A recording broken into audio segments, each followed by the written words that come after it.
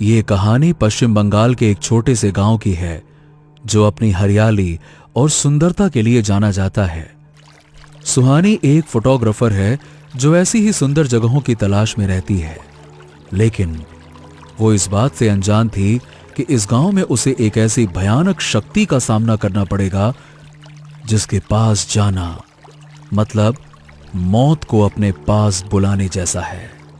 उस काली शक्ति, उस प्रेत आत्मा का नाम है शाक चुन्नी। हां, हो सकता है कि आपके लिए शायद ये नाम नया हो, लेकिन बंगाल में जब भी कोई इंसान किसी के मुंह से ये नाम सुनता है उसके हाथ पैर कांपने लगते हैं। शाक चुन्नी के बारे में बात करना भी अशुभ माना जाता है। सुहानी एक फोटोग्राफर थी जो दिल्ली में रहती थी। एक दिन उसे अपनी सहेली का फोन आता है जो कोलकाता में रहती थी। कैसी हो सुहानी? मैं अच्छी हूँ। यार, मैंने तुम्हें ये बताने के लिए फ़ोन किया था कि मैं अपने नेक्स्ट प्रोजेक्ट के लिए वेस्ट बंगाल आ रही हूँ। अरे वाह, कब? अगले हफ्ते। मुझे कुछ नेचुरल प्लेसेस जैसे झरना, नदी, जंगल वगैरह के फोटोज क्लिक करने हैं। मैंने कुछ जगह तो सिलेक्ट की हैं, कुछ जगह तुम मुझे बता दो। एक जगह ऐसी है जहाँ ये तीनों मिल जाएगा। कौन सी जगह? मेरा गांव। मैं भी अगले हफ्ते अपने गांव जा रही हूँ, तुम भी वहां आ जाओ। इसी बहाने हम मिल भी लेंगे। ठीक है। अगले हफ्ते सुहानी वेस्ट बंगाल पहुंचती है और बहुत सारी जगहें घूमने के बाद और बहुत सारे फोटोज खींचने के बाद वो फाइनली महिमा के गांव जाने वाली थी।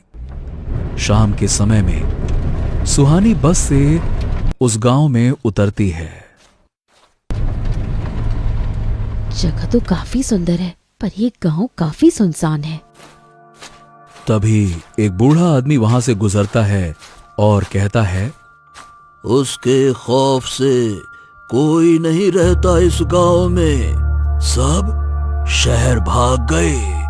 जो बचे हैं आज भी डरते हैं कि कहीं वो वापस ना आ जाए। आप किसकी बात कर रहे हो बाबा? बूढ़ा आदमी चलता रहता है और बिना कुछ बताए बहुत आगे निकल जाता है। बड़ा अजीब आदमी था। वैसे इस गांव में आकर थोड़ी घबराहट हो रही है मुझे। महिमा का घर कहाँ है ये भी मुझे नहीं पता। उसको फोन करती हूँ। सुहानी महिमा को फोन लगाती है, लेकिन वो नेटवर्क कवरेज के बाहर बताता है। अरे यार, अब क्या करूं मैं? सुहानी को कुछ दूर एक नदी दिखाई देती है। उस तरफ सूरज ढल रहा था। बहुत सुंदर है ये तो। इसको तो कैप्चर करना पड़ेगा। एक कच्ची सड़क उस नदी की तरफ जा रही थी। सुहानी उस पर चल देती है और नदी के पास पहुंचती है। वो अपना कैमरा निकालती है और उस ढलते हुए सूरज की तस्वीरें लेने लगती है। गांव में कदम रखे हुए आधा घंटा भी नहीं हुआ और इतना सुंदर नजारा देखने को मिल गया। लगता है ट्रैवल का पैसा वसूल हो ही जाएगा। फोटो खींचते खींचते उसको पता ही नहीं चलता कि कब सूर्यास्त हो गया। शाम अपने पैर पसार रही थी। सुहानी अपना कैमरा अपने बैग में वापस रखती है। तभी उसे किसी की चूड़ियों की आवाज सुनाई देती है। ये आवाज कहाँ से आ रही है? वो आसपास देखती है, उसको कोई भी दिखाई नहीं देता। तभी वो नदी की तरफ देखती है तो उसको दिखाई पड़ता है कि नदी में अचानक से बुलबुले उठ रहे हैं। सुहानी को थोड़ी घबराहट हुई। तभी उसे नदी में से एक सफेद रंग की साड़ी बाहर आती हुई दिखाई दी। उस सफेद साड़ी में लाल रंग के धब्बे थे, मानो किसी ने बहुत सारा खून गिरा दिया हो। सुहानी बहुत ज्यादा डर गई और एकदम से भागने लगी। भागते भागते भागते भागते वो फिर से उस बस स्टॉप पर आकर रुक गई। ये सब क्या था? बहती हुई साड़ी और खून। कहीं किसी का मर्डर तो नहीं हुआ? तभी महिमा का फोन आता है। कहाँ हो सुहानी? बस स्टॉप पहुंच गई क्या? कब से तुमको फोन लगा रही हूँ। अरे इस गांव में नेटवर्क का प्रॉब्लम रहता है, तो तुम हाफ क्यों रही हो? अरे अरे कुछ नहीं, मैं घर आकर बताती हूँ सब कुछ। तुम्हारा घर कहाँ है? तुम वहीं रहो, मैं तुम्हें लेने आती हूँ। ठीक है। कुछ देर बाद महिमा सुहानी को अपने घर ले आती है। महिमा की माँ उसका स्वागत करती है और डिनर करने के बाद सुहानी और महिमा रूम में बैठे हुए बातचीत कर रहे थे। तो कितने फोटोज खींच लिए गांव में आकर तुमने? अभी तो बस नदी के पास जाकर सनसेट का ही फोटो खींचा है। अच्छा, वैसे तुम कॉल पर इतना हाफ क्यों रही थी? अरे हाँ, मैं उस सफेद कपड़े वाली बात तो भूल ही गई। महिमा को ये सब बताऊं या नहीं? क्या हुआ मैडम, किस सोच में पड़ गई? बता ही देती हूँ इसको। यार, मैं जब नदी के पास फोटो खींच रही थी तब मैंने कुछ अजीब सा देखा। क्या देखा? मैंने किसी की चूड़ियों की आवाज सुनी और नदी में एक सफेद कपड़ा तैरता हुआ देखा। उस कपड़े पर लाल धब्बे थे, शायद वो खून था। अरे बाप रे, क्या हुआ? एक बात बताओ, जब तुमने ये सब देखा तब सूरज ढल चुका था पूरी तरह से? हाँ। शाक चुन्नी? क्या? उस नदी में शाक चुन्नी रहती है जो सूरज ढलने के बाद जागती है। कई साल पहले इस गांव में एक दुल्हन और उसके पति की हत्या हो गई थी। बंगाल में ऐसा माना जाता है कि अगर किसी औरत की शादी के समय ही उसका सुहाग उससे छिन जाए और उसी समय वो औरत भी मर जाए तो वो औरत शाक चुन्नी बन जाती है। सुनने में तो काफी डरावना है, पर मुझे क्यूरियोसिटी हो रही है यार। एक काम करो, कल शाक चुन्नी से ही जाकर पूछ लेना बाकी की स्टोरी। इन सब पर ध्यान मत दो, तुम जल्दी सो जाओ। कल हम लोग बहुत सारी जगह घूमने जाएंगे। इतने सारे नजारे दिखाऊंगी कि तुम्हारे कैमरा की स्टोरेज ही नहीं बचेगी। अगले दिन सुहानी और महिमा घूमने निकल जाते हैं। आसपास हर जगह पर वो घूम रहे थे, एंजॉय कर रहे थे और फोटोज खींच रहे थे। लेकिन वो इस बात से अनजान थे कि कुछ घंटों के बाद ही मौत का एक ऐसा तांडव शुरू होने वाला था जिससे इस गांव में कोई भी नहीं बच पाएगा। लगभग शाम हो चुकी थी। यार, मैं तो बहुत थक गई हूँ। तुमने 150-200 फोटोज तो खींच ही लिए हैं, अब घर चलें क्या? मैं ये कह रही थी, अब इतना आ ही गए हैं तो जरा जंगल में भी घूम आते हैं। जंगल में जाकर क्या करेंगे? फोटोज खींचेंगे ना जानवरों के। यार, मैं नहीं जाने वाली उस जंगल में, मुझे बहुत डर लगता है। तुम तो यही रहो, मैं घूम कर आती हूँ। कल शाम को ही तुमने शाक चुन्नी को देखा था और इतनी जल्दी उसका डर खत्म हो गया। जब मेरे सर पर घूमने का भूत सवार होता है ना, तब मुझे किसी भी भूत से डर नहीं लगता। सुहानी जंगल के अंदर चली जाती है और महिमा वहीं रहती है। बहुत देर तक सुहानी जंगल में घूमती रही। उसे एक हिरणों का झुंड मिला, वो उसके फोटोज खींचती रही। उसे पता ही नहीं चला कि कब अंधेरा हो गया। अचानक उसे किसी के गुर्राने की आवाज आती है। ये किसकी आवाज है? शेर या बाघ तो यहाँ होते नहीं, फिर कौन गुर्रा रहा है? उसकी एक पेड़ पर नजर पड़ती है। वो एक बहुत ऊंचा नीम का पेड़ था। उस पेड़ में से फिर से किसी के गुर्राने की आवाज आती है। बड़ा अजीब गांव है यार, लगता है अब मुझे चलना चाहिए। जिस पेड़ को सुहानी ने नजरअंदाज कर दिया, वो अपने अंदर एक गहरा रहस्य छिपाए हुए है। वो पेड़ शाक चुन्नी की, इस गांव की और सुहानी की किस्मत तय करने वाला था। सुहानी वापस आने के लिए चलती है, पर उसे पता चलता है कि हर बार वो घूम फिर कर एक ही जगह पर आ रही है। ये सब क्या हो रहा है? लगता है मैं भटक गई हूँ। यहां महिमा बार बार सुहानी को फोन कर रही थी। यार, कहाँ गई ये? अंधेरा हो गया, अभी तक वापस नहीं आई। फोन भी नहीं लग रहा है इसका। सुहानी जंगल में फंसी हुई थी। वो अपना फोन चेक करती है, उसमें नेटवर्क गायब थे। यार, अब मैं वापस कैसे जाऊं? किसी को फोन भी नहीं लगा पाऊंगी। अंधेरा और गहरा होता जा रहा था। ऐसा करती हूँ, सामने की तरफ जो कच्चा रास्ता है उस पर चलना शुरू करती हूँ। कहीं ना कहीं तो पहुंच ही जाऊंगी, पर पहले उजाला करने का इंतजाम करती हूँ। सुहानी अपने बैग को नीचे रखती है और उस नीम के पेड़ के पास जाती है और वहां से एक डाली तोड़ लेती है और फिर अपने बैग में से एक कपड़ा निकालती है और उस डाली पर लपेट लेती है। फिर लाइटर से उसमें आग लगा देती है।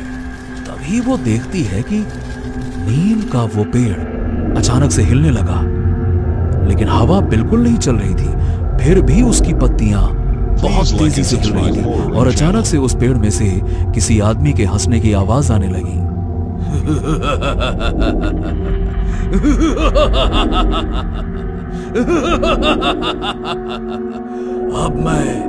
अब मैं आजाद हो गया हूं।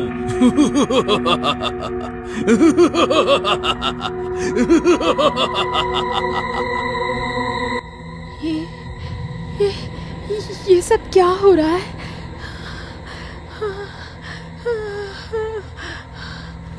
सुहानी जल्दी से उस कच्चे रास्ते की तरफ भागना शुरू करती है और भागते भागते भागते वो डाली जिसमें उसने आग लगाई थी वो गिर जाती है। पर फिर भी सुहानी तेजी से भागती रहती है और अचानक से वो महिमा से टकरा जाती है। कब से ढूंढ रही थी, तुम कहाँ थी? वो पेड़ हंस रहा था। वो यहीं आ रहा है। सुहानी गांव की तरफ भागती है और महिमा उसके पीछे जाती है। दोनों घर पहुंचते हैं और दोनों अपने रूम में थे। क्या हुआ सुहानी? तूने फिर शाक चुन्नी को देखा क्या? वो नीम का पेड़, वो हंस रहा था। उसकी वो राक्षस जैसी हंसी। मैं क्या करूं? ये मेरे साथ क्या हो रहा है? यार, तू सुबह घर वापस चली जा। मैं भी कल कोलकाता वापस जा रही हूँ। अब तू सो जा, डर मत।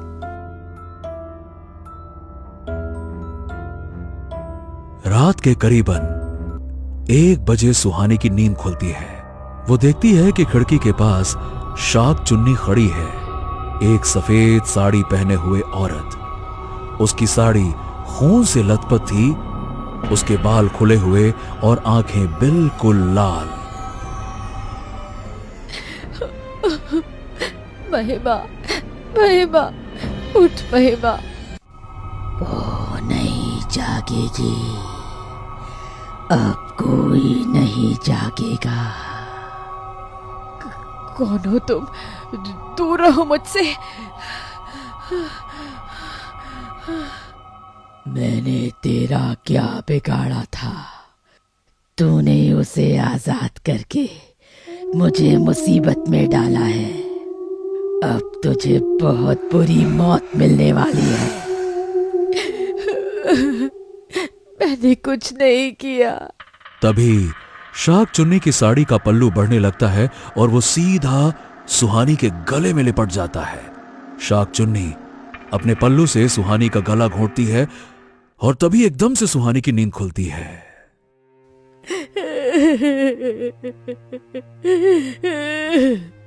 मैंने कुछ नहीं किया।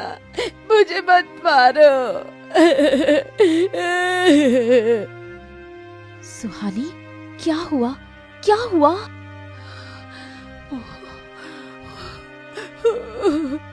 वो शाक चुन्नी, वो यहाँ थी। महिमा, मुझे घर जाना है। वो मार देगी मुझे। तूने कोई सपना देख लिया है शायद। तभी कोई जोर से दरवाजा खटखटाता है। वो आ गई। शाक चुन्नी आ गई। वो मुझे मार डालेगी।